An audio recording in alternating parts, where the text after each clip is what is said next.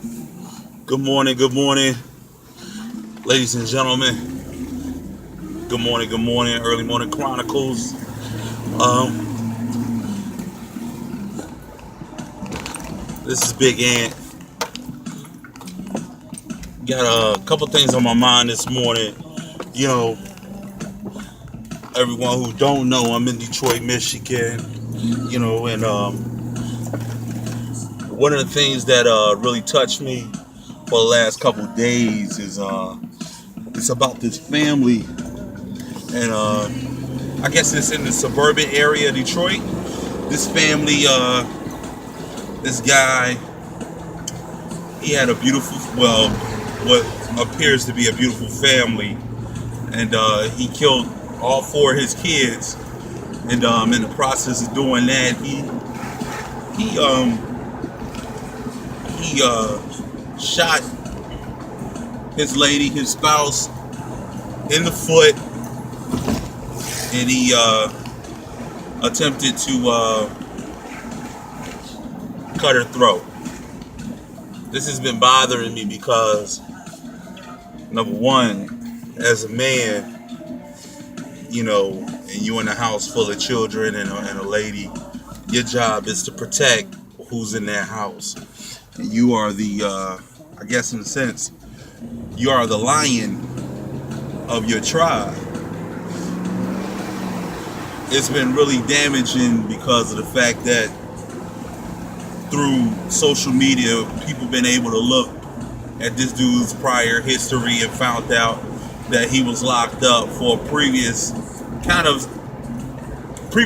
incident that was kind of similar to the same one. He killed his wife and unborn child. He went and served time. I'm not really correct on how much time he spent, but I know he spent a significant amount of time locked up in prison. Now, I was having this conversation this morning about, well, it's either two things. Either you serve your time and you go free and you do your life and you able to go by, or he should never been out. It's so difficult to make those calls in life, but I know one thing that I'm a firm believer of: if you do something once, twice, more than likely you're going to continue to try to do those things. Like if you are a crackhead, you get clean. The littlest thing can draw you back into what you do. Your addiction, any addiction, can draw you back into whatever you do, whatever you choose to do. In his case, when you commit a crime, say like you're a thief, there's always opportunities for you to go, maybe I should take that. You know what? There's always a rationale as to why you should do it. Why is it okay? No one will be missing this. It's okay because I worked hard for it. It's not my fault. They didn't give it to me.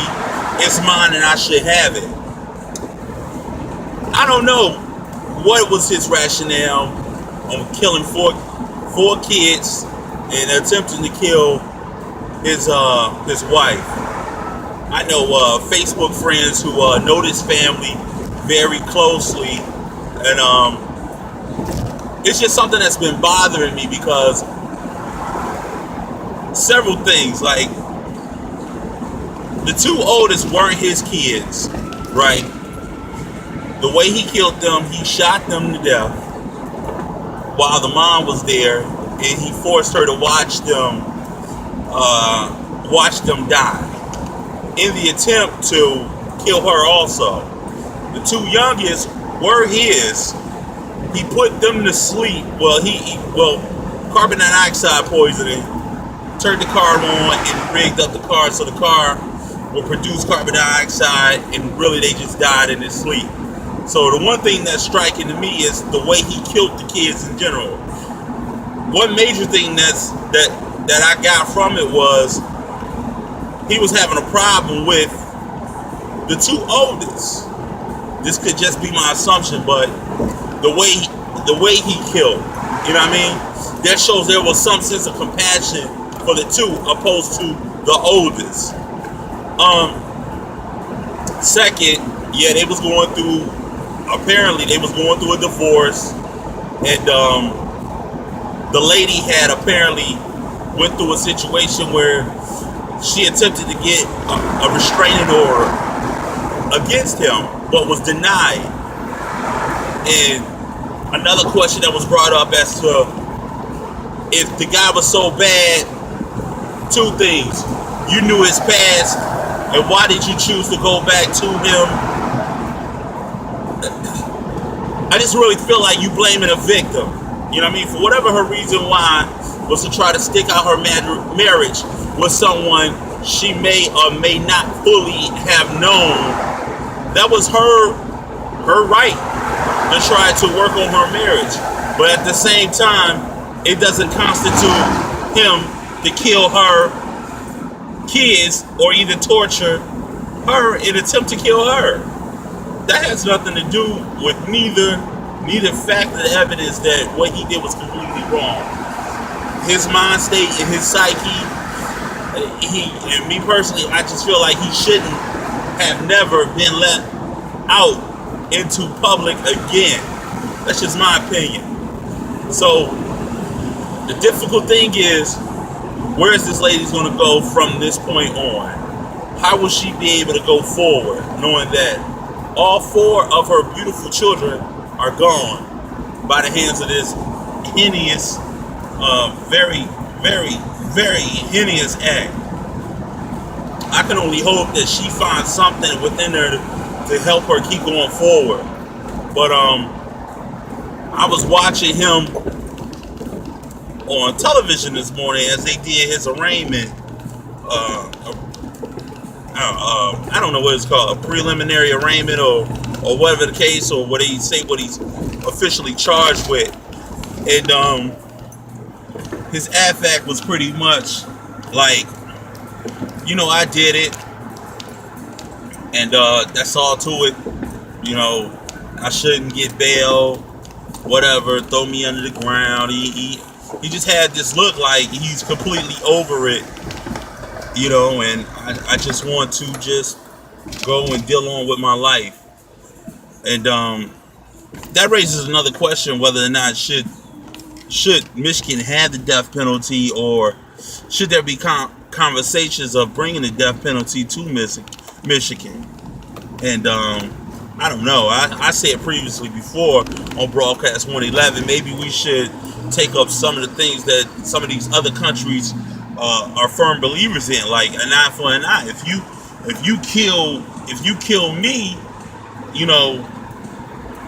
maybe I should torture you the same way that you did something to your victims. I don't know. That's an idea, and I know in our day and time that's a possibility that would not even be thought of. But who knows? Shit, with Trump being in office, you never know. You know what I mean? So I don't know. I just got a lot on my head this morning thinking about that whole scenario. It makes me think how you gotta really love yourself, love your kids, be aware of everything that's around you. You know what I'm saying? Even we got so many things taking place in the world with these white supremacists. You gotta be mindful of who's in your household, who you sleep next to every night. You know what I'm saying? What's going on with your kids? What friends do they have? Who's coming over? Who shouldn't be over? These are all questions that we don't rise anymore with. We always got to be in a state of mind that you got to be focused on everything around you. And it's hard trying to live day to day, go to work, maintain a family, make sure the kids do everything they need to do.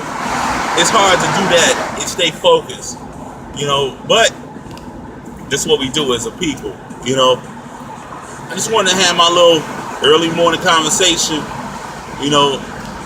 Hopefully I can touch a life one day at a time. This is Big Ant. Early Morning Chronicles, Broadcast 111. Shout out to Nas, shout out to Theo. Everybody have a beautiful day. Be productive. Do what you need to do. Take care of each other. Take care of yourself. Let's get it.